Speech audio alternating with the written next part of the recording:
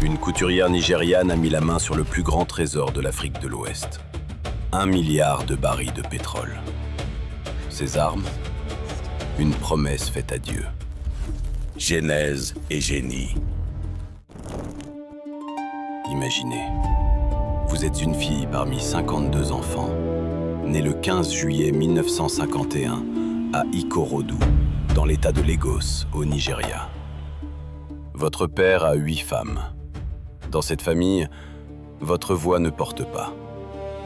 On vous envoie en Angleterre, pas pour étudier le droit, pour apprendre à taper à la machine. Parce qu'une fille, dans ce monde-là, ne dirige pas, elle assiste. Vous obéissez, secrétaire, puis couturière. Mais vous habillez l'élite de Lagos. Vous prenez les mensurations de Mariam Babangida, la femme du chef d'État. Vous ne cousez pas des robes, vous tissez un réseau au sommet absolu du pouvoir. À 40 ans, la cage craque. Vous tournez votre cœur vers Jésus-Christ. Et il vous répond. Nigeria, 1993.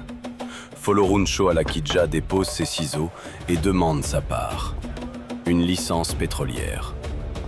Le régime militaire lui accorde le bloc OPL 216. Un cadeau empoisonné. 4700 pieds sous l'océan. Une profondeur que les majors mondiaux jugent suicidaire. On lui donne l'inexploitable, convaincue qu'elle ne pourra rien en faire. Pendant que l'industrie sourit, elle prie, elle jeûne, et elle prend Dieu à témoin. Seigneur, si tu me bénis, je travaillerai pour toi tous les jours de ma vie. 3 ans de porte fermée, 3 ans de silence. Finalement, Texaco accepte le risque. Le 15 juillet 1998, jour de son anniversaire, les foreuses percent l'abîme et la terre s'ouvre. 1 milliard de barils, deuxième plus grande découverte du golfe de Guinée. Mais à peine le pétrole jaillit que l'État change de visage. Ce bloc rapporte 10 millions de dollars par jour, cette femme en garde trop. Par décret, en une signature, l'État vole 500 millions de dollars à une femme qui a prié 3 ans pour les obtenir. Sa réponse? Folorunso Alakija ne renonce pas. Elle attaque l'État du Nigeria devant les tribunaux. Une femme contre la machine d'une nation. 12 ans. 12 ans pendant lesquels 4 présidents se succèdent. Elle ne bouge pas d'un mètre. 22 mai 2012, la Cour suprême tranche. Tout lui revient, sans concession. 200 000 barils par jour aujourd'hui.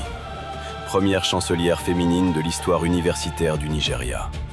9 000 jeunes Africains envoyés en faculté de médecine grâce à elle. Un hôpital universitaire entier, financé seul en 2025. La couturière qui habillait la First Lady possède aujourd'hui plus de pétrole que la First Lady elle-même. Folorunso Alakija nous dit que si tu sais compter sur Jésus-Christ, il remplira toujours sa part du contrat. Genèse et génie. L'histoire retient l'Empire. Nous vous révélons la source.